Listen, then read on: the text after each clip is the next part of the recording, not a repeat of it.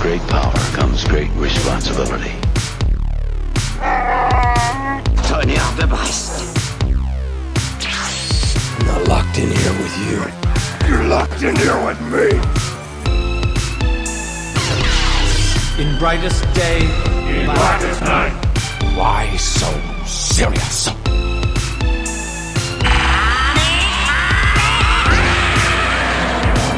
Avengers, assemble!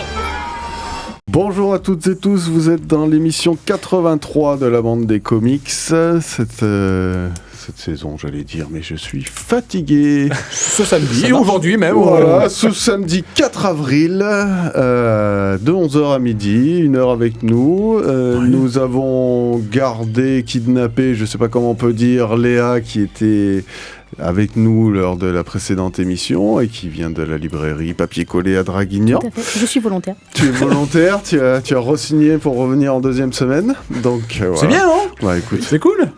très bien, on accepte. Hein. Bah oui, bah bien sûr, On va pas la bien sûr. bâillonner, hein, quand même. En plus, c'est pour l'émission 83, l'émission du Var. Donc, Exactement, on va jusqu'à Draguignan. En plein dedans. Oh, c'est fort. Vous l'avez entendu sur cette réflexion De on qualité. ne peut plus intelligente et de qualité. Rémi est avec nous. Mais Vas-tu oui, bien? bonjour à tous et très heureux de vous retrouver, toujours. Bon, il attend, mais il en sortira tout autant de qualité. Jay, vas-tu bien? Je vais bien, merci beaucoup. T'as Très mis toute content ta d'être là. qualité avec toi? J'ai essayé, on verra. Voilà, Oh, si elle est là. sans nul doute. Moi je l'ai sans mise, nul mais doute. après, ce qu'elle y Bien sera, sûr. je. Oh là là. Oh là là. Non, je t'ai plus. Au programme de cette émission, d'abord les chroniques. Chacun a choisi de vous parler d'un bouquin. Le dossier, cette fois, portera sur le polar dans le 9e art. Alors, en 2 parties, on essaiera déjà de définir ce que chacun entend par polar et vous parler de ce que ça nous inspire et des titres qu'on pourrait vous recommander en la matière. Et enfin, pour finir, Rémi nous propose une battle de personnages comme jeu. Ouais. Eh ben, on va essayer de pas ça en va. mettre partout. On va envoyer là. Eh ben, d'accord. En parlant d'envoyer, un premier jingle et on passe aux chroniques. Tonnerre de Brest. Si je tenais l'auteur de ce manuel. Allez, on commence par l'invité. Léa, c'est toi. Oui, t'étais pas prévenu. Oh, il bouleverse tout, hein. Personne ne s'en sort. Allez, vas-y. Alors, du coup. Choisis. Donc là, je suis partie direct sur la chronique. Oui. Voilà. Allez. Eh ben écoutez, j'ai choisi Naviera, que je vais montrer plutôt Ouais. ici qu'à mon micro. Mais tu as le droit de te rapprocher de ton micro. Et j'ai le droit de me rapprocher de mon micro. Un webtoon édité chez K-Books. Ouais. Vas-y, donc on fais reprend- mannequin main, vas-y. Pas de enchaîne. souci. On reprend un petit peu le sujet de l'émission d'avant, puisque c'est Ouais. une tranche de vie, donc ce que j'aime lire particulièrement, et un peu avec cet échange de bons procédés également, puisque la personne âgée qu'on voit sur la couverture arrive à un âge où il se rend compte que les regroupements entre copains se font maintenant plus souvent autour d'un enterrement qu'autour d'une bonne nouvelle. Exactement. La perte d'un de ses amis proches lui fait se rappeler très fort à quel point la vie est courte et décide en fait de réaliser son rêve. C'est-à-dire qu'il avait mis ses rêves de côté pour s'occuper de sa famille, quelque chose qui est très très présent dans la culture asiatique. Et il a toujours rêvé de faire de la danse de ballet. Et donc, c'est à son âge avancé qu'il va se présenter dans une école de danse pour essayer Pour d'apprendre. apprendre la danse. Exactement. C'est vraiment très chouette. Il va rencontrer le jeune homme qui est également sur la couverture, qui lui donc est déjà danseur, semi-professionnel ou professionnel, déjà je ne me rappelle plus. Et c'est vraiment très prenant puisque la famille de ce monsieur va totalement ne va absolument pas le soutenir. C'est la honte, une personne de son âge dans une tenue de ballet, surtout en Corée. Enfin voilà, c'est la honte quoi. Vraiment, c'est la honte sur la famille. Personne n'entend un peu son besoin de réaliser son rêve. Et ce jeune homme, lui, à contrario, est donc déjà danseur, mais ne s'occupe pas spécialement de sa vie, ne prend pas sa vie en main. Et donc, ils vont beaucoup s'apporter tous les deux. C'est très chouette, c'est difficile d'aller plus loin dans les explications sans vous spoiler. Ouais, ok. Mais j'adore. Je suis vraiment Alors, très, très fan. est-ce que c'est un manga typique qui va venir un petit peu égratigner la manière de vivre des Coréens? Est-ce que c'est une critique ou pas du tout? Il y a un petit peu de ça, ce côté effectivement, ouais, complètement. Le fait que sa famille ne le soutienne pas, alors que ça, on sent vraiment que c'est quelque chose qui vient du cœur. C'est pas juste une lubie, c'est pas juste un caprice. C'est quelqu'un qui a mis de côté son rêve depuis toujours pour s'occuper de sa famille. Et aujourd'hui, il estime qu'il a le droit de s'occuper un peu de lui. Et donc le fait que, voilà, le fils aîné, ce soit. Après, voilà, ça avance au fur et à mesure, hein, forcément. Voilà, ça va se détendre au fur et à mesure de la lecture. Mais c'est vrai qu'au début, ouais, je pense que ça vient dénoncer aussi un petit peu ça, ce côté très, très fermé. Et du coup, le fait que le personnage veuille accomplir un rêve, ça aussi, c'est un des traits du manga et de ce type de manga coréen. Ouais. Là où effectivement, c'est coréen, tout à fait. Un manhwa. Tout à fait. Et du coup, donc c'est un des caractéristiques de ce type de manga. Non, pas spécialement. Typiquement, quand on en parlait tout à l'heure, voilà, Solo Leveling, c'est coréen, et là on est sur quelque chose de très punchy, très dynamique, avec du combat. Donc tu as de tout. Mais effectivement, tu vas retrouver beaucoup, effectivement, je trouve, sur le webtoon et sur les manhwas, tu vas retrouver ces récits un petit peu plus tranche de vie. Ouais. On est sur un one-shot? Non, c'est fini en 7 volumes, si je ne dis pas de bêtises. Ah, je pensais que c'était un one-shot, parce que j'ai pas vu la tournaison sur le... Ouais, il est là, en fait. Ah ouais, ok. Et c'est en couleur et ça se lit ce dans que le sens j'allais dire. européen. Tout à fait, voilà. tout à fait. Alors ça, est-ce que les lecteurs de manga, ils grincent pas un peu des dents ou... Non, ça quand va. ça fait 3 fois que tu te plantes, au bout d'un moment, tu t'as compris, reviens quoi. dans l'autre sens. Ouais, voilà. Non, je pense pas, parce que en plus c'est le plaisir de retrouver un petit peu de la couleur et le plaisir de lire dans notre sens à nous traditionnel. Je pense pas que ça grince des dents pour ça. Et puis c'est vraiment, les webtoons sont édités comme ça. À découvrir. Voilà. Bah, je vais m'y mettre, moi. Allez, tiens. très bien. Allez, alors moi j'ai fait dans l'intellectuel. Ah bon? Ah oui, Ouais. 100%. Mais c'est lui d'abord l'intellectuel, d'habitude. Ah c'est lui. ouais, non mais là j'ai tapé fort. Étonnant ça. Justice League versus Godzilla versus Kong. Ah oui. Alors, comment vous dire? C'est bien dessiné. Déjà. C'est bien. Non, franchement, c'est bien dessiné. C'est Duce, c'est ça? Christian Duce? Non, c'est qui au dessin? C'est ça? Duce Guevara. Non, je sais pas si... Attends, je l'agrandis parce que je vois plus rien. Ouais, c'est ça, c'est Christian Duce pour la première partie et Tom Derenick pour la seconde partie. On est au scénario par Brian Buccellato. Donc, ouais, ça fait très marque de glace. Bref, on découvre une série où... tiens, je te laisse regarder. Donc, l'histoire est aussi simple que le titre l'annonce. Voilà, on a les méchants menés par Lex Luthor qui tentent de se regrouper pour faire du mal à tous leurs ennemis naturels, les super-héros, sauf qu'ils sont envoyés dans une autre dimension par une boîte mère et que... Ils reviennent dans la dimension suite à un vœu et ils embarquent, c'est la dimension des monstres, donc des films Godzilla qu'on a vus ces derniers temps. Donc ils embarquent 4 ou 5 kaiju et tout est prétexte à faire un combat de kaiju contre de super-héros, Superman contre Godzilla... Voilà, on est sur un patch-turner, c'est en numérique, donc ça m'a pas fait plus de mal que ça, mais est-ce que c'est pas un truc que tu aurais acheté par contre? Non. D'accord. Non, mais je pose la question. Mais c'est toujours... Il y a quand même un côté intéressant de le lire sur l'idée que les monstres, et surtout Godzilla, considèrent les super-héros comme... quelque chose de contre-nature.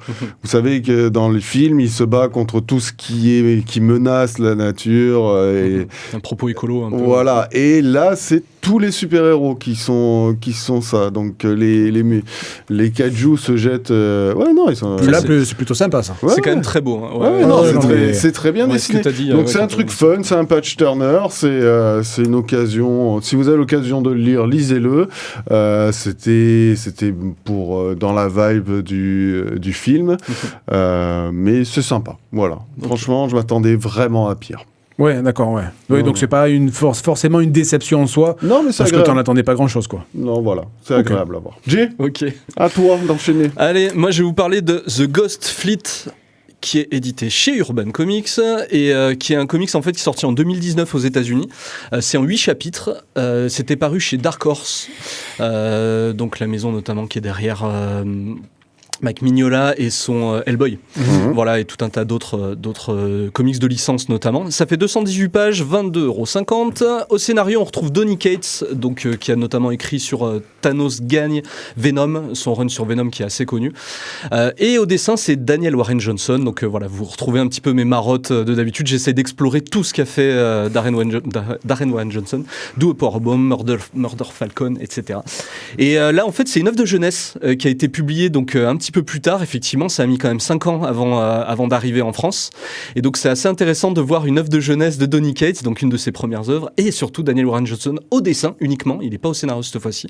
On va suivre un convoi fantôme en fait qui va être chargé de transporter des cargaisons mystérieuses à travers les États-Unis. Et un de ses meilleurs agents, un jour, va transgresser la seule règle qu'il fallait respecter, à savoir aller regarder ce qu'il y a dans le camion. Ah, ça, transporteur. Ouais, ça, c'est le transporteur, ouais, ce que j'aurais dit. On retrouve un petit peu le même état d'esprit. Et donc, on va être sur un récit, du coup, dans lequel donc le protagoniste va se retrouver dans une véritable chasse à l'homme, en fait, par les commanditaires, du coup, de ces transports dans les États-Unis. Et va révéler une conspiration d'ampleur absolument cataclysmique.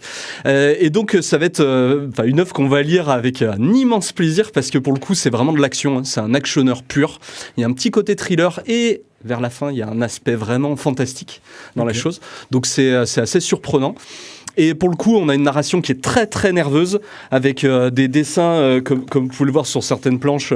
Voilà, c'est très très nerveux, comme fait d'habitude Daniel Warren Johnson. On a l'habitude avec cet auteur-là, les gros trucks américains dans l'Ouest, etc. On va avoir des flashbacks qui vont permettre de comprendre les liens aussi entre les différents transporteurs, du coup les différentes personnes qui vont conduire ce convoi. Et finalement, en fait, on va pas être sur... il y aura pas uniquement cet aspect actionneur, on va avoir finalement un aspect avec pas mal d'émotions, et notamment à partir de la moitié du récit, finalement, voilà, où on va avoir une introspection dans les diners miteux qu'on a au centre des États-Unis. Et voilà, et notamment le twist de fin, en fait, qui est où on a ce fameux changement de genre complètement, de genre fictionnel. Voilà, donc c'est un comics qui va explorer la fidélité, l'amitié, l'abnégation aussi, au-delà de l'aspect où ça pète dans tous les sens et voilà. C'est un comics pour le coup moi qui m'a vraiment surpris et auquel ça fait partie des rares auxquels moi je mets la note maximale. Pour le coup, si j'ai à le noter, je lui mets c'est du 100%, 5 sur 5. J'ai vraiment adoré ce récit-là. Il me semble que c'était pas connecté avec une autre licence, je crois. Alors c'est celui-là ou un autre où je le confonds. Pas ma connaissance. C'était pas des crossovers. Alors crossover, c'était lié à tout un tas d'autres choses, à God Country notamment, et puis à tout un tas d'autres. Peut-être qu'il y a quelque chose qui apparaît dedans. Crossover, j'ai eu il y a longtemps, donc j'ai pas le souvenir. Moi, j'ai lu le premier, mais j'ai pas suivi, donc mais il me semblait que Crossover faisait partie d'un univers partagé, on va dire. Oui, Crossover, oui. Et Donny Cates qui est à la tête de cet univers, mais celui-ci, j'ai pas le souvenir qu'il était dedans. Mais peut-être que je confonds alors. Peut-être que comme pour Mark Millar, en fait, il y a peut-être juste une petite apparition d'un personnage, mais comme je l'ai lu avant Crossover, je saurais pas dire si les personnages de Ghostly c'était avec God Country. Oui, c'est God Country, de sûr. Ça, il y est, ouais. Donc c'est peut-être pas celui-là, alors je confonds. Voilà. Mais très bien, je vous le conseille vivement. Ok. Voilà. Allez, on va finir en beauté. Carrément. Allez, essaye de pas en mettre partout. Alors, t'inquiète. Aujourd'hui, j'ai choisi de vous parler de Off. On y voit là, ouais. Off, écrit par Olivier Tollet et Romain Renard, auteur de l'excellent Revoir Comanche et illustré par Patrice Regla Vizzavona. C'est édité chez Daniel Maguen. Non, c'est bon. C'est un récit choral d'anticipation de 350 pages. Tiens, il y a eu une éruption solaire qui a neutralisé toutes les installations électriques de la planète. On suit différents personnages. Anne, Premier ministre, atteinte d'un cancer. Sébastien, Louise et Benoît. Un flic dont la femme, malheureusement, meurt en accouchant. Comment s'occuper d'un enfant s'il n'y a plus d'électricité et si on ne peut plus lui donner son portable dans le bus pour qu'il s'occupe à 1 an et demi? On se demande. Tous ces personnages sont liés d'une manière ou d'une autre. Évidemment, dans ces moments de trouble, on assiste à la montée du nationalisme. Tiens, ça me dit quelque chose. Le monde va connaître une nouvelle ère qui est en fait un retour en arrière et les gens vont devoir s'y habituer parce que sans électricité, alors certes, il n'y a plus CNews, ça c'est plutôt la bonne nouvelle, mais se chauffer, se nourrir devient très difficile. Les gens qui ont des iPhones sont paniques, il faut les recharger toutes les 10 minutes. Le bordel, tu fais une photo, il n'y a plus de batterie. L'action se passe en Belgique, alors attention, on pourrait se foutre de leur gueule, mais je pense qu'on ferait pas mieux. Après, c'est dur de situer l'action parce que sans électricité, sans eau courante, si ça se trouve, ça se passe à Belgencier. Et c'est dur à dire. Parce que le contraste n'est pas saisissant, tu vois. Tu vois pas tellement la différence. On compte faire des copains, moi. Et ce qui redonne de l'intérêt à la BD, c'est qu'un homme, donc Sébastien, s'évade de prison après y être resté très longtemps et peut-être suite à une erreur judiciaire et qui a très envie de se venger de quelqu'un en particulier. Donc, il y a cette menace qui plane en fond, c'est vraiment très intéressant. C'est un récit haletant et très prenant qui laisse entrevoir de très belles choses, mais avec une conclusion, alors je vais pas dire décevante, mais on s'attend à mieux. On dirait ma femme qui a écrit cette phrase. Oh. Ça, j'aime bien ça. Quoi qu'il en soit, au niveau dessin, c'est vraiment très propre. C'est très prenant. L'action ne baisse pas d'un cran de tout la BD. Voilà, 2 seuls bémols. C'est cette couverture surprenante, je vais pas dire moche, mais qui ne reflète pas la qualité du récit. Et une conclusion que j'aurais aimé un petit peu plus marquée. Voilà, qui laisse sans dire un goût d'inachevé, mais on s'attendait à mieux. Mais une très très belle lecture off, donc chez Daniel Maguen, que vraiment je conseille beaucoup. Ça fait très envie en tout cas. Très monochrome en tout cas. Ah ouais, mais c'est très prenant et je trouve que voilà, garder l'attention sur le récit sur plus de 300 pages en bande dessinée, je pense que c'est un tour de force. Et du coup, tout le mérite en partie revient à Romain Renard qui a su développer une histoire très intéressante et qui des fois peut faire réfléchir aussi sur ce qu'on pourrait éventuellement vivre, et on croise les doigts pour que ça se passe pas en fait. Oui, c'est pas ça, ça sera autre chose. Voilà. Ok, écoutez, on vous a donné des pistes de réflexion ou d'absence de réflexion pour certains autres. Ouais. Voilà, on va passer à notre première pause musicale. Alors, c'est toujours pas moi. Non, c'est toujours moi. C'est le deuxième opening de Jujutsu Kaisen. Oui. Et donc, c'est Wuha Extended Vivid Vice. Mon cochon. Allez, on écoute ça. I believe comics are a form of history that someone, somewhere felt or experienced.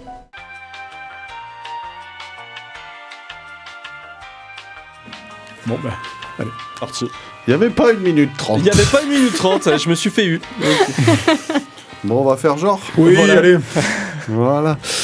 Vous êtes de retour dans la bande des comics, émission 83. On n'a pas fait une spéciale varoise. On aurait dû, mais c'est bien là, on est varois. Regarde, on va même jusqu'au nord du Var. Draguignan avec Léa. Léa qui est toujours avec nous. Léa, tout va bien? Tu veux pas encore partir en courant? Non, tout va bien. Bon, on est très bien. On va attaquer notre dossier. Alors, cette fois, c'est le polar dans le 9e art. Jay, je te laisse la présentation. Tout à fait. Alors, le polar dans le 9e art, on va voir que c'est pas forcément évident à cerner exactement. Quand on dit polar, c'est le genre policier finalement. Alors souvent, c'est la première définition que j'ai pu trouver là-dessus, c'était effectivement une œuvre narrative avec la mise en scène d'une énigme que le protagoniste tente de résoudre, souvent par une enquête de police. En tout cas, dans la littérature, souvent, c'est la base un petit peu du polar. Premier exemple connu, c'est au 9e siècle, dans un recueil des 1001 nuits, avec un récit qui s'appelle Les Trois Pommes, qui est conté par Scheherazade, et où on a une enquête, effectivement, qui va se mener à travers un meurtre. Le premier polar moderne, ça va arriver dans une nouvelle qui est écrite en 1819 par E.T.A. Hoffmann, qui s'appelle Mademoiselle de Scuderi. Et ensuite, effectivement, on va avoir plein d'exemples dans la littérature classique, à partir notamment du 19e siècle, avec Edgar Allan Poe aux États-Unis, son détective Auguste Dupin, Conan Doyle avec Sherlock Holmes, bien évidemment, Agatha Christie avec Hercule Poirot, etc., notamment à l'entre-deux-guerres. Le début de la BD policière en tant que telle, par contre, en France et en Belgique, ça va être Les Pieds Nickelés, en 1908. Alors, on en a parlé avec les débuts de la BD, finalement. Puis Tintin, 1929. Et ensuite, on va avoir tout un tas d'exemples, alors que ce soit de ce côté ou de l'autre par rapport à l'Atlantique, avec notamment Tif et Tondu, Gilles Jourdan, Ricochet, Adèle Blanc-Sec, chez nous, effectivement, en 1976. Et également, un peu plus tard, Largo Winch, Spirou, 13, Fantasio. Spirou bien sûr, Black Sad dans les années 2000, et après on peut même aller tirer jusqu'à le comics avec notamment le duo Brubaker-Phillips qui continue à sortir régulièrement. Alors, souvent la grosse difficulté en fait c'est de savoir où est-ce qu'on s'arrête avec le polar, et notamment quand on regarde les différentes définitions par rapport au thriller. Souvent on les associe, polar et thriller. Nous en médiathèque par exemple c'est clairement dans le même rayon entre guillemets. Souvent on va dire que le thriller est moins axé police. Ça peut être par exemple une histoire dans laquelle on n'a n'a pas de policier, et dans lequel souvent il y a plusieurs énigmes. En tout cas, l'aspect va être plus porté sur la psychologie, notamment s'il y a un meurtrier, du meurtrier. On est vraiment sur la définition du page turner, le terme que tu utilises souvent. Effectivement, on termine un chapitre. Qu'est-ce qui se passe ? Je veux savoir la suite absolument. Donc, nous, on va voir qu'on va le mêler peut-être un petit peu dans ce qu'on va présenter. Moi, il faut savoir que je lis pas que des BD avec des dessins. Je lis également quelques romans à côté. En roman, moi, je suis très, très, très fan. Ce que je lis le plus, c'est notamment tout ce qui est typiquement le thriller, un peu de polar, mais notamment Harlan Coben, du coup Franck Tillier, Maxime Chatham. Et donc, on va voir aussi que souvent, on peut avoir un lien avec la BD, avec les adaptations notamment. Donc, voilà, la question que je vais vous poser à vous, c'est vous, quelle définition vous faites du polar et éventuellement quelles œuvres vous souhaitez nous parler en rapport avec cette thématique. Léa ? Ouais, moi, donc, comme on le disait, j'ai tendance à vraiment mélanger polar et thriller. J'arrive à faire cette distinction complètement, que thriller, il y a une dimension psychologique, une noirceur plus importante que dans le polar. Et c'est vrai que là, par rapport à ce dont on parlait, peut-être faire vraiment le rapprochement entre polar et détective, vraiment cette notion du détective, je l'entends. Mais c'est vrai que là, pour l'émission, moi, j'ai fait polar thriller. Pas de souci. Et je pense que encore une fois, pour le côté psychologique et le fait que ce soit un peu plus creusé, c'est vrai que je vais peut-être plus facilement moi m'attacher à du thriller avec ce côté profil du meurtrier. Ouais, et toi, Rémi ? Mais moi, en fait, c'est pas une distinction que je fais, pas du tout en fait. C'est vrai qu'en écoutant Jay, j'ai compris qu'il y en avait une, mais moi je fais un jeu polar. Pour moi, le thriller, c'est juste je sais pas, même pas une déclinaison en fait, c'est un synonyme. Moi, ça soit un flic ou pas, qu'il y ait des morts ou pas, qu'il y ait une tension ou pas. Voilà, moi je vais tout mettre dedans. Non, mais c'est vrai, mais que je vais mettre Gotham Central que j'ai vu que t'as pris ou quoi. Tu vois, avec ce que fait Brubaker en indé ou d'autres choses, ou Sin City peut-être quelque part. Mais voilà, je mets tout ça dans le même sac. Je m'embête pas, quoi. Alors que moi, oui, comme toi, je lis pas mal de bouquins, et c'est vrai que j'ai commencé par le roman policier. C'est vrai qu'il y en avait pas mal dans la maison chez les parents, donc j'ai lu beaucoup de Nestor Burma, etc. Et c'est vrai que j'ai toujours associé polar. Pour moi, c'est un synonyme de roman policier. Voilà. J'ai découvert après par la BD, plus la BD d'angoisse, la BD du personnage jeté dans une machination, mais vraiment, si tu me parles polar, je vais dans ma tête, ça a toujours été réduit au roman policier. Et en termes de comics, manga ou quoi que ce soit, c'est quelque chose que je ne lis quasiment pas. Ah ouais? Non, c'est un truc que j'ai regardé, j'ai fait ma longue. T'as fait le tour ma longue, ouais, et je n'ai pas ça. J'en ai lu. J'ai lu les mangas de Urasawa, donc Pluto. Tu te souviens, on en avait parlé. Ah oui, d'accord. Voilà, plutôt Monster et 27th Century Boys. Voilà, je pourrais même rajouter Old Man qui est Old Boy, pardon. J'avais bien que il y avait un truc, ça sonne mal Logan et Old Boy, voilà. Mais qui est coréen. Mais là, c'est des personnages qui sont dans une histoire sordide, mais voilà, c'est pas du polar comme traditionnel, ouais, d'accord. Comme moi je l'entends. Toi, Jay, tu fais quoi alors ? Alors, pour le coup, j'en lis un petit peu en comics, surtout, un petit peu en BD, notamment sur les adaptations, parce que typiquement, il y a plusieurs œuvres qui ont été adaptées des romans. Alors, par exemple, sur Chatham, on a la trilogie du mal, qui a été adaptée. Pour le coup, là, c'est vraiment une enquête policière avec un flic, mais avec cette dimension thriller et avec le bourreau de Portland sur lequel ils vont aller, du coup, rechercher un petit peu. On a vraiment un profiler.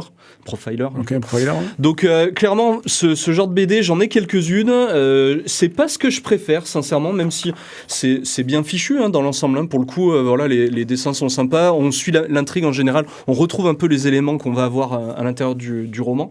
Mais effectivement, je préfère le lire en comics, et notamment avec la nouvelle école, j'en ai parlé un peu en introduction, mais Brubaker-Phillips, pour le coup, qui sont vraiment le duo marquant actuellement, en tout cas, sur cette thématique-là. Oui, ils ont pris la niche et ils la lâchent plus. Mais tu m'en avais prêté un que j'avais trouvé super chiant. Comment il s'appelait c'est lequel? C'est là où gisait le corps. Celui, ouais, voilà. Ah non, il était nul. Non, il était pas terrible. Ouais, vous l'avez pas aimé. Non, j'ai mais plutôt bien aimé, tu vois. Moi, c'est c'était vraiment Desperate Housewife avec un meurtre. Ouais, c'est ça, ouais, mais qui en fait, tout le monde s'en fout. Voilà. Mais moi, je trouve que Brubaker, ce qu'il a fait avec Gotham Central, avec son run sur Daredevil, c'est vraiment, mais pour moi, c'est la définition même du. Alors, thriller, mais de ce genre littéraire. Mais là, il y a du flic, là. Bah, moi, c'est le plus j'adore, grand détective du monde, donc ça colle. Oui, mais alors, paradoxalement, il y a très très peu Batman dedans. C'est ce qui fait la caractéristique de ce run. Incroyable. C'est qu'en fait, il y a très très peu de super-héros. Et c'est la vie du commissariat de Gotham, avec René Montoya. Et moi, je trouve ça génial. Ce qu'il a réussi à faire avec tout ce terreau fertile des super-héros de DC Comics, n'en garder que la substance. Un peu, tu vois, les séries New York, police judiciaire, ou des trucs comme ça. Et tu as juste cette dimension vraiment super-héroïque, à de rares exceptions. Moi, je trouve que c'est fabuleux. Moi, c'est ce qui m'a fait accrocher à Brubaker et Michael Lark. Pour moi, graphiquement, l'histoire, oui, là, c'est tout est bon. Tout est bon. Tout et est Ruka, fabuleux. Ouais, aussi, il y a Greg Ruka Rucka, au bien scénar sûr. aussi. Après, alors c'est peut-être un ressenti parce que justement j'en lis pas ou peu, mais je trouve que c'est souvent verbeux dans une BD. Oui. Dans un roman, forcément, ça passe parce que tu le lis comme ça, mais une BD, ça devient vite verbeux. Mais là, c'est vrai qu'on est là, vous êtes vraiment très centré sur le côté archi détective. Et là, voilà, typiquement, moi, j'ai amené celui-ci. Est-ce que dis-le vous pourriez... si t'as mieux. Alors, j'ai pas dit mieux, j'ai dit différent. Ça, tu veux Non, alors c'était ma question. À partir du moment où tu as ce côté un peu, t'as ce suspense et tout, il n'y a pas une enquête. Il n'y a pas une enquête, il n'y a pas un détective, mais le côté suspense qui se développe au fur et à mesure, vraiment, qui t'attrape. Est-ce que tu peux considérer ça comme un thriller Moi, j'aurais plus mis le patient dedans. Ah oui, le patient, bien sûr. Le patient, tu vois, c'est vraiment cette enquête où il y a un survivant d'une tuerie de masse, d'une tuerie, et tu as une psychiatre qui va venir... Il faut qu'il y ait le côté policier, meurtre... Là, moi, ces jours qui disparaissent, je le mettrais pas forcément dans le polar. C'est difficile à classer, ça. Mais ouais, c'est ça. Mais en fait, je me suis posé la question à la maison, tu vois. Plus un peu dans le fantastique, peut-être. Oui, okay. Un peu l'anticipation, quelque chose... Ouais, mais pas forcément dans le polar. Parce que t'as quand même une interrogation, tu vois, avec une énigme, finalement. Oui, mais mais forcément, tu retrouves ni le côté polar ni le côté thriller. Parce que oui, voilà, encore une fois, parce qu'il n'y a pas de détective, il n'y a pas la police, il n'y a pas de meurtre. T'as pas de meurtre. Moi, je veux des policiers dans l'histoire. mais non, du coup, non, c'est vrai qu'à aucun moment je l'aurais classé en polar. Alors, j'ai pas dit que je l'avais classé en polar, mais je me suis posé la question et du coup, je comprends le pourquoi du comment. Okay. Oui, bien sûr. Mais connaissant, j'ai plus le nom de Timothée Le Boucher, je mets plus le patient qui lui rentre dans les codes. Alors, du coup, pas du polar, mais du thriller. Bien sûr. Avec cette noirceur, ce suspense qui fait que c'est là aussi une très belle lecture de Timothée Le Boucher. Oui, bien sûr. Et moi, du coup, j'ai pris Fondu au noir. Je sais pas si vous connaissez, c'est de Ed Brubaker et de Michael Phillips avec Elizabeth Brettweiser à la couleur, ce qui fait largement la différence. Et ça se passe dans le Hollywood des années 50. Et Dahlia Noir. Ouais, voilà, c'est un peu cette histoire. Il y a une actrice qui est assassinée et c'est son agent qui retrouve le corps à côté de lui. Ils étaient complètement bourrés. Et je trouve que le côté graphique de Sean Phillips fait des planches superbes. C'est un très gros bouquin parce que qui met du temps à se lancer. Par contre, faut pas être pressé. Même au début, j'ai eu un peu de mal à me lancer dans l'histoire, mais par contre, après, le côté graphique, le côté de l'histoire, Ed Brubaker, c'est ce qu'on voit dans ses runs chez DC et Marvel. Il s'attache aux personnages et non pas aux super-héros. Tu vois, sur Daredevil, il s'attaque à Murdoch. Dans Gotham Central, il élimine les super-héros et il s'attache aux flics. C'est sa grande force. J'ai pas lu ce qu'il a fait sur Iron Fist, mais voilà, c'est ce qui ressort de là. Et ça, ce fondu au noir, pour moi, c'est absolument fabuleux parce que le récit, au fur et à mesure, va gagner en intensité, en noirceur. Et voilà, la couverture est magnifique. Il y a des illustrations à la fin fabuleuses. Enfin, Alors tu vois, du coup, on serait plus un petit peu sur le côté polar, mais peut-être plus thriller. Ouais. Du coup, selon la définition que tu en as donnée. Ouais. Alors après, pour le coup, du duo, là, moi j'ai lu récemment Criminal. J'ai lu 2 premiers tomes qui vont être adaptés bientôt d'ailleurs sur Prime, avec Charlie Hunnam d'ailleurs dans un des rôles titres. Alors du coup, je suis très curieux, je suis pas allé regarder quel rôle il allait occuper parce qu'en fait, c'est une espèce d'anthologie Criminal où on voit différents points de vue de la pègre, enfin en tout cas du banditisme américain. Et mais c'est super. Voilà, pour le coup. Ça c'est le dernier qui est sorti, Les Acharnés. C'est très bien. Voilà, Criminal. Moi, j'ai eu un petit peu de mal. J'avoue avoir baissé les bras parce que je pense que c'est une série qui mérite d'être lue en intégralité tout de suite. Parce qu'il y a tellement de personnages, il y a des retours en arrière. Moi, ça m'a très vite perdu parce que justement, je crois que j'ai eu la première intégrale, mais voilà, c'est un récit très tentaculaire. Faut se poser. Ouais, tu le lis pas le soir à 23h, quoi. Sinon, tu comprends rien. Donc, mais c'est une des valeurs sûres, je pense, de Brubaker, même si personnellement, je conseillerais autre chose. Mais il y a aussi des polars qui sont adaptés de façon beaucoup plus légère. On est plus sur le livre, mais je pense par exemple à San Antonio, qui du coup coche les cases de l'énigme, de la police, des indices, et qui est décalé, drôle, etc. Et je trouve peut-être en manga, si on regarde encore ces mêmes codes, Nicky Larson rentre parfaitement dedans. Ah oui, où il va, en tout cas, assurer la sécurité à chaque fois d'une personne différente, où il y a une espèce d'enquête à résoudre à chaque fois, plus ou moins. Le dernier film qui est sorti, je ne sais pas si vous l'avez déjà vu. Un dernier film d'animation, tu parles pas de celui de la show. Non, pardon.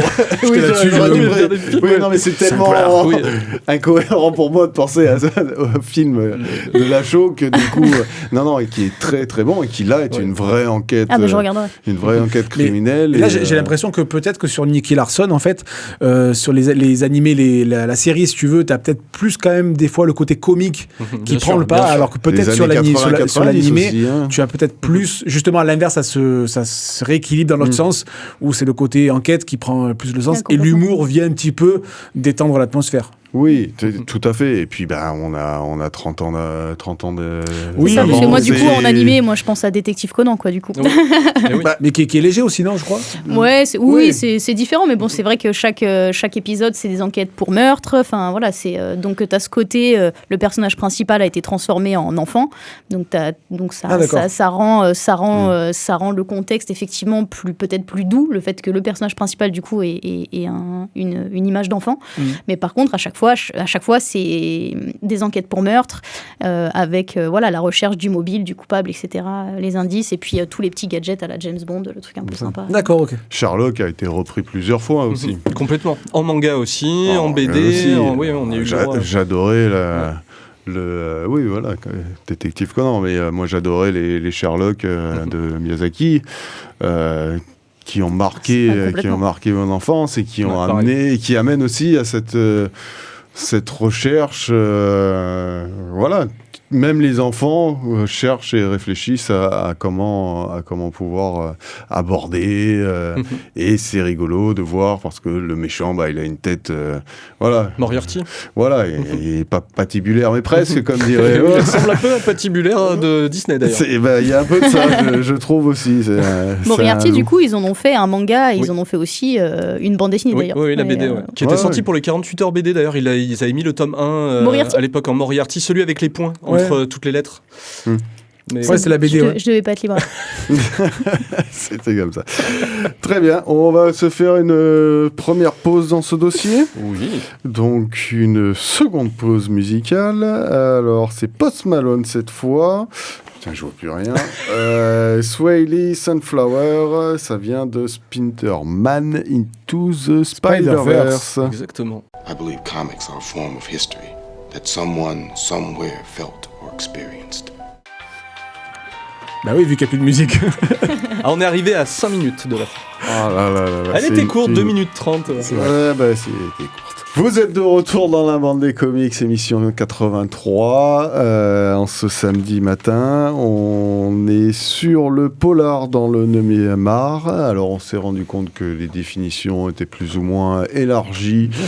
Voilà. Jay, tu voulais nous en dire plus, alors Oui. je te redonne la parole. Pas de souci.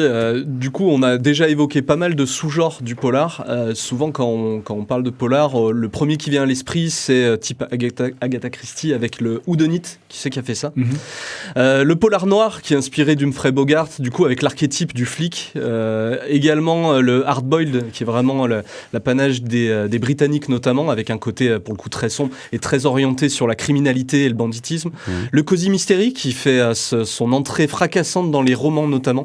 Quelque chose qui marche très bien aujourd'hui parce que c'est quelque chose de très sympa à lire pour le coup et assez fun et en général assez coloré, etc. C'est lumineux.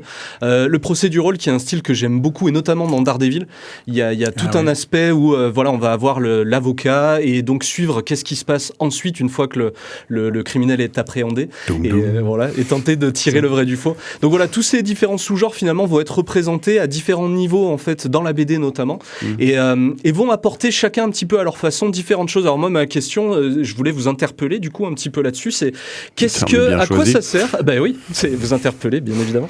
À quoi ça sert d'après vous le polar en fait? Quel est l'intérêt finalement du polar pour le lecteur? Qu'est-ce que ça permet de dire aussi? Est-ce que c'est pas une fenêtre ouverte sur autre chose? Je sais pas. Qu'est-ce que vous en pensez, vous?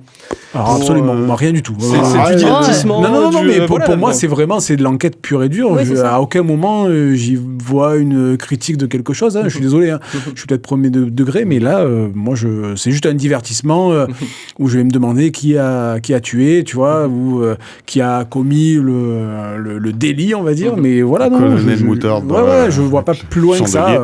Mais après, il y a peut-être des œuvres en toile de fond qui abordent d'autres sujets, ça c'est pas interdit. Mais après sans forcément venir dénoncer un sujet ou parler d'un sujet très spécifique, parce que ça, moi quand tu dis qu'est-ce que ça apporte au lecteur, c'est vraiment justement ce côté suspense et comment ça t'attrape en fait. Totalement. Dans la lecture, moi effectivement, je trouve que ce qui apporte quand l'intrigue est bien menée, tu plonges dedans la tête la première et tu veux en sortir que quand tu as les réponses à tes questions. Ouais, et donc ça c'est vraiment quelque chose que je trouve très agréable dans la lecture, que ce soit le roman, le manga ou la bande dessinée. Ouais. Puis c'est un exercice intellectuel. Parce que Exactement. de toute façon, tu cherches à savoir avant ou voir ce que tu as vu, ce qui est passé des fois. En BD, ça permet de prendre beaucoup plus son temps, d'observer les planches pour voir le petit détail ou quoi que ce soit. C'est vrai que il y a un véritable. Moi, ce qui m'a toujours plu, c'est cet exercice intellectuel. Plus que comme tu disais, oui, je vois pas forcément. Après, chaque auteur amène dans un contexte qui est généralement posé ou quoi que ce soit. Là, tu parlais de Beau Baker, là, celui qui était pas terrible. On sait que c'est donner ce contexte de la banlieue, de milieu de classe sociale, blanche, isolée. Avec le bar miteux, tu retrouves un petit peu tout. Voilà, c'est ce qui était envié avant, mais qui commence à être sur le déclin, et comment ils vivent ça. Voilà, et le meurtre vient jeter un pavé dans la mare. Bien sûr. Mais voilà, moi c'est plutôt dans cette optique-là que je le vois. J'ai une approche moins classique, je me rends compte depuis le début de l'émission par rapport à tout ce que vous avez cité. On est vieux. Pas du tout. Je n'ai pas dit ça. Ne me fais pas dire ce que je n'ai pas dit. On est classique. Pourquoi On est vintage. Non, mais c'est vrai que moi, finalement, là, aujourd'hui, le polar, en roman, je vais vite être attiré plutôt par ce qui est cozy mystery. Du coup, je vais reprendre les termes que tu as utilisés. Définissez-moi le cozy mystery. Moi, là, typiquement, je lis une saga qui s'appelle Les Détectives du Yorkshire. C'est vraiment, le polar à l'anglaise. Moi, le polar à l'anglaise, maintenant, c'est du Guy Ritchie, quoi. Vous voyez, avec mais ça, c'est la nouvelle école. C'est le hard-boiled, pour coup, Guy Ritchie. Voilà, on est vraiment dans le côté... En fait, le cozy mystery, c'est qui c'est qui a mangé la dernière part de gâteau. Ah, pas à ce point-là. Non, il y a quand même des meurtres et tout, je veux dire. Mais mais c'est pas sanglant. Il y a. Ah bah ouais, non, mais c'est ça, c'est cosy, quoi. Non, mais voilà, ça reste très soft. Alors, soit dans l'intrigue, soit dans l'objet de l'intrigue, ou voilà, c'est une maison de retraite et en plus, voilà, il y a un tome qui en parle, effectivement. La course-poursuite, si tu veux, elle est pas très longue, quoi. Voilà. Ah si, elle est longue. Oui, très longue, mais courte. Mais sinon, voilà, tu vois, il y a vraiment ce côté-là dans le roman. Et en manga, en fait, très rapidement, tu bascules encore dans des sous-genres, quoi, avec beaucoup de... Là, je réalise, dans ce que j'ai sélectionné, il y a énormément de voyages dans le temps, il y a énormément de choses comme ça. Du coup, t'es dans le fantastique ou la SF. C'est ça, là, tu vois, donc Erased, qui est... Ah oui, Erased, ouais. Donc voilà, celui-ci, donc, où le personnage principal va remonter dans le temps et va se retrouver dans son corps d'enfant, mais avec son esprit d'adulte, et essayer de résoudre une enquête. C'est classique, c'est Tokyo Revenger. Tokyo Revenger, ouais. Voilà, mais là, pour le coup, on est vraiment sur un fond meurtre, police, enfin voilà, on va vraiment rester sur le polar. Et ils en ont fait un là, que j'ai pas amené, qui s'appelle Le bateau de Thésée, plus adulte. Et pareil, en fait, c'est l'histoire d'un jeune homme qui a envie d'en savoir plus. Son père a été condamné pour des meurtres vraiment atroces quand il était enfant. Et lui-même, qui maintenant est un jeune homme qui s'apprête à être papa, a envie de comprendre en fait ce qui peut pousser un homme à ça alors qu'il était déjà père. Et donc, son père a été accusé d'empoisonner un des enfants dans une école. Et en faisant ses investigations, ce jeune homme en fait va dans cette école, est pris dans une nappe de brume et se retrouve à l'époque avant que les faits soient commis. Et là où c'est vraiment très chouette, c'est qu'il y a énormément de paradoxes donc, dans le bateau de Thésée qui vont être évoqués, puisqu'il rencontre son père alors que lui-même est dans son corps d'adulte. Il rencontre sa maman qui est actuellement enceinte de lui à l'époque où à laquelle il est retenu. Voilà, et donc c'est hyper chouette. Et forcément, comme il s'est beaucoup intéressé, il est toujours au mauvais endroit, au mauvais moment. Donc voilà. Et oui. Alors, du coup, dans la question que je vous posais, moi, il y a quelque chose que j'ai pu remarquer dans certaines BD, certains comics notamment de placer, comme tu le disais tout à l'heure, Léa, de placer l'intrigue, en fait, dans un milieu sociétal particulier, et du coup, de dépeindre ce milieu et d'aller creuser, finalement, ça va pas être juste l'enquête, ça va être de voir un petit peu ce qu'il y a autour. On parlait de l'exemple de Black Sad l'autre jour, qui va parler de racisme, notamment dans le tome 2, qui est vraiment axé là-dessus. Mais par exemple, je sais pas si vous connaissez donc de Caril Ferré et Corentin Rouge, qui avaient fait Islander il n'y a pas très longtemps. Ils avaient fait Sangoma avant, qui se passe en Afrique du Sud. Et pour le coup, on va être vraiment dans une Afrique du Sud post-apartheid.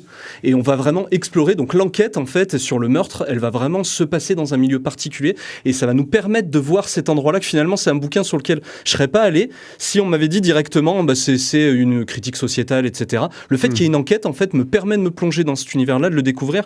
Sheriff of Babylon, par exemple, de Tom King et Mitch Gerrard, qui se passe du coup à Bagdad.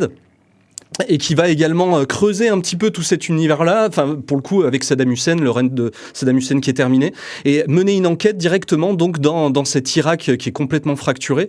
Et pour le coup, c'est des œuvres qui me permettent de plonger dans une réalité sociétale en fait, et finalement c'est une vraie critique de ce que peut être ce régime-là, quoi. Oui, parce que excuse-moi. Non, parce que l'intrigue en fait, elle est déplacée dans un autre pays ou une autre temporalité. Moi, c'est vrai que le polar, en fait, c'est bête, hein, mais je le situe dans le New York, tu vois, 82 000, quoi. Oui. Et en fait, c'est...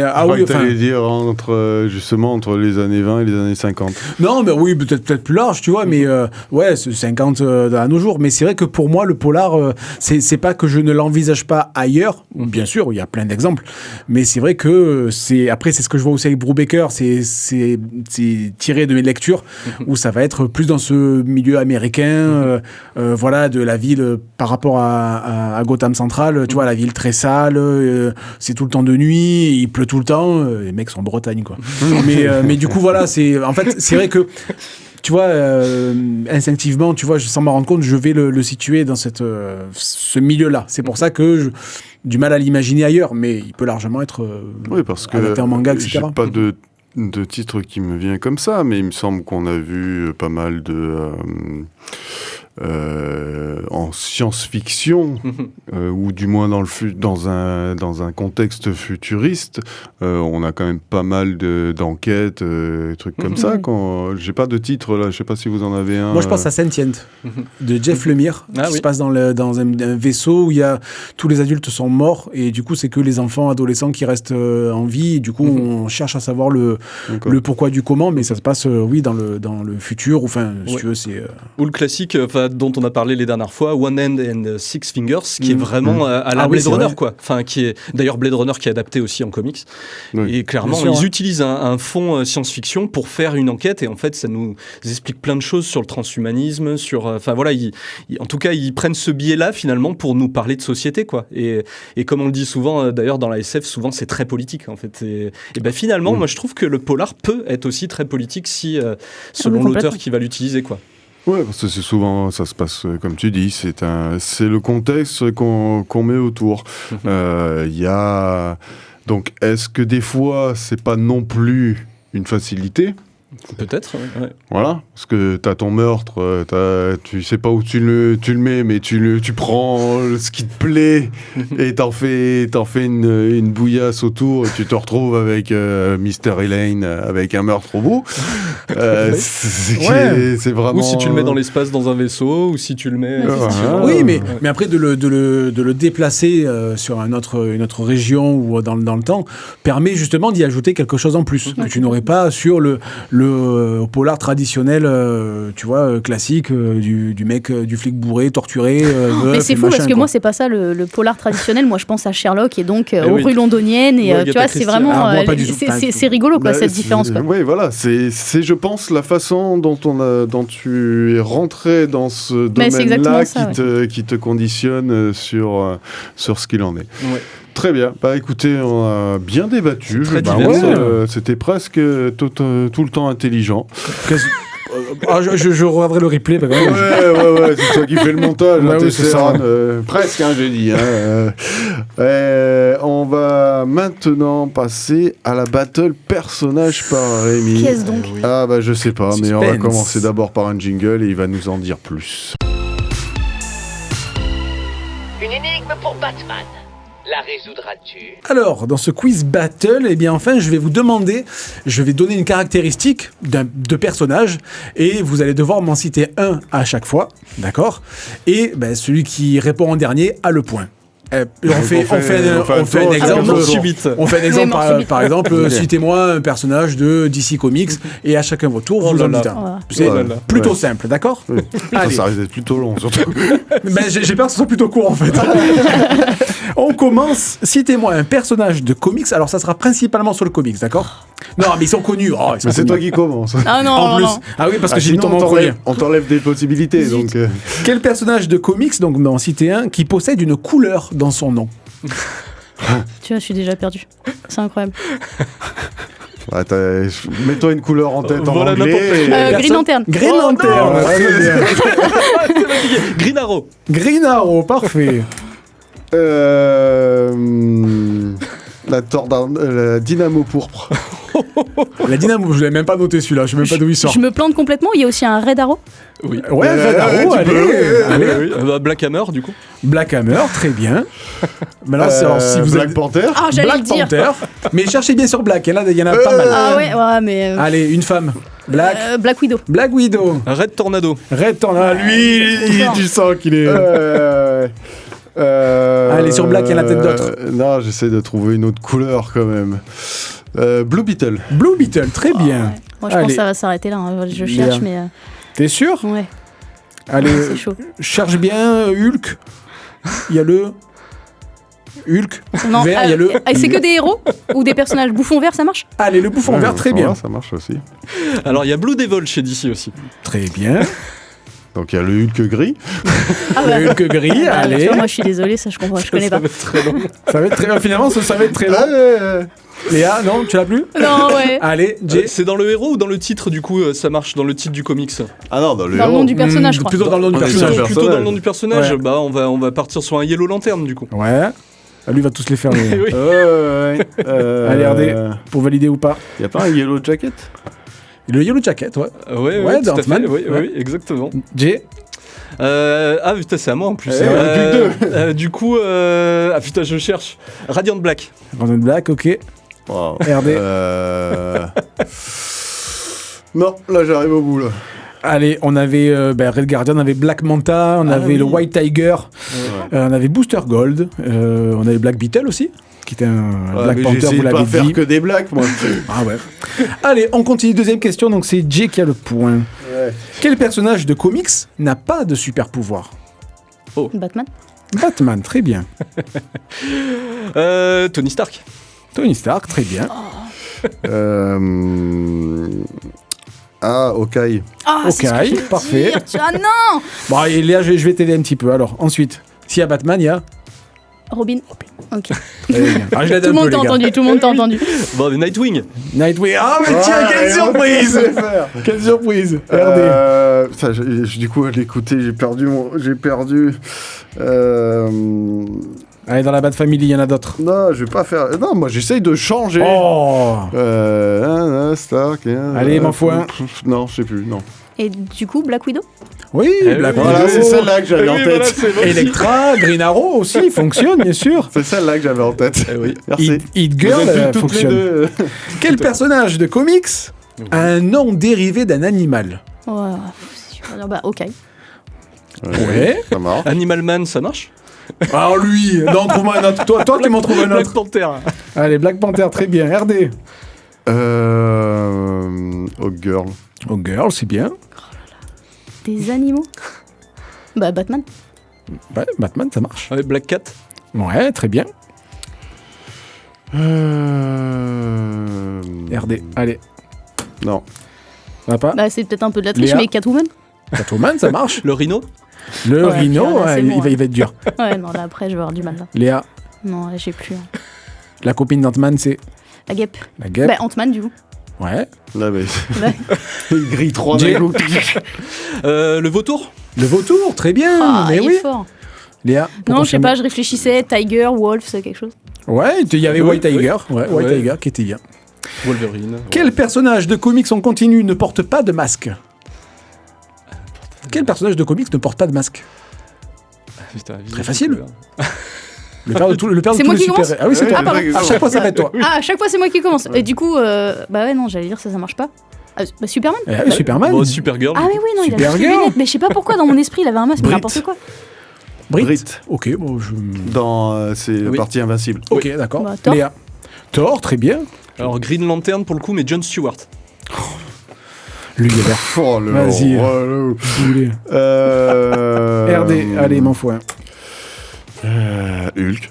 Hulk, très bien. Tu as dit héros ou juste personnage? Alors, personnage, mais plutôt héros, mais allez, on va. Vas-y, Non, non, dis-moi. non, du tout, c'était Dis-moi. pour ça. T'as dit Hulk là à l'instant? Ouais. Ok. Non, personne. Non, ouais, T'as non. pas? J. Ouais, Sinestro. Ouais. Patriote. Ok. Omniman. Ouais. Du coup, dans Invincible.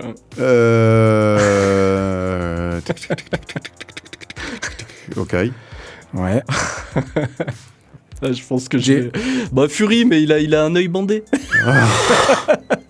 Non, allez, bon. Allez, on file le point RD. Allez. Je suis obligé. Quel personnage porte son emblème sur la poitrine? Il n'y en a pas beaucoup, là. Superman. Superman, très bien. Ouais. Bon, bah, Supergirl. Supergirl. Oh les rôles. C'est le même que l'autre fois. C'est ça. Crypto. Ouais, allez, je te le prends. Ça Black truc Panther de chien. Black Panther. Non. Si. Ouais, allez. Si. Ouais. Allez. Bah, Nightwing. Nightwing, ok. Non. Vous en avez deux archi évidents. Spider-Man. Ouais. Spider-Man, bien Ouais. sûr. Ouais, Batman. Batman, très bien. Ah, mais je les gardais, je me suis dit avec un peu de chance, ils vont pas Ouais, t'as sortir. vu, il est pas sorti. Pas de chez moi, à toi. Ils sont Ensuite. tous les deux. Ouais. Ça a l'air. Ah, c'est à moi, t'as Ouais. t'as arrêté? Ah, moi j'ai arrêté, ok. moi j'ai pas trouvé. Zut. Doctor Strange, il a pas un... Non. il a pas son emblème avec la cape et tout. Je sais pas, j'ai essayé, j'ai tenté. Bah, Green Lantern. Mais oui, il y avait évidemment Bah oui, Green tout simplement, Lantern. bah, Il y avait bien sûr. Flash aussi. Et oui, et les 4 Fantastiques, bien sûr. Citez-moi une ville de fiction dans les comics. Oh, moi, je vais Ah, ça va être un petit peu plus dur là. C'est toi qui commence. Gotham. Ouais, Gotham, Metropolis. Police, Star City. Star City. Très bien. Léa, Moi, ça y est, j'ai épuisé tout ce que j'avais. J, Coast City. Coast City. Ok. Bloodhaven. Bloodhaven, ouais. bien joué. Central City. Ouais. On sait pas, ça se trouve, il a des notes, lui, cachées Il est arrivé là-bas. au bout. Si on pense à Metropolis. On pense à. Putain, chez ces vieux. Bah oui. Allez, Smallville. Smallville. Mobile. J, Keystone City. Keystone City. RD. Non, j'arrête. Il en avait aussi Madripoor, Genosha, Attilan, Mega City One Eh oui, pour c'est- Judge Ah Dredd. oui, bien sûr. Alors, Attilan, il fallait la chercher. Citez une série de films Dernière question. Ok, dernière question. Non, ok. Allez. Citez un acteur ou une actrice qui a joué 2 rôles différents au cinéma dans le monde des comics. Il y en a plein. Ouais. Allez, on finit avec ça. Léa. Je vois pas du tout. Aucun ? Bah là, comme ça, je vois pas. Un acteur qui en a fait 2 différents. Ouais. Ah, vous, ça vous parle, là, moi, ça me parle pas du tout. Non. C'est fou. Non. Chris Evans. Chris Evans, bien sûr. Ouais. Captain America et la torche. Kurt Russell. Kurt Russell, il a fait... Il fait le Ego Oui. et il Ah oui, fait... dans le je l'ai vu. Ok, non, mais allez, je te le donne. Ça marche, Kurt Russell, d'accord. J'ai pas le deuxième. Mais... Je suis en train de chercher. Non, c'est son fils, pardon. Allez, on continue. Josh Brolin, du coup. Josh Brolin, oui, qui a fait Cable et Thanos. Ouais. Ensuite, qui a fait un autre Batman. Ben Affleck. Alors, Ah bah oui. bah oui. Eh oui, putain, Oui, oui, Ben bien sûr. Affleck, il a On fait a Michael Daredevil. Keaton Ah, qui bah fait oui, Batman et le Vautour. Ouais. On en a un qui a fait un Batman et un Daredevil. Qui est Ben Affleck. Ouais, Ah Ben oui, mais Affleck. c'est Ah, ce bah qu'il oui, venait de dire. C'est ce oui, qu'il oui, venait de Ah, dire. sur le- d'accord. oui. On a un qui a joué et Deadpool et Green Lantern.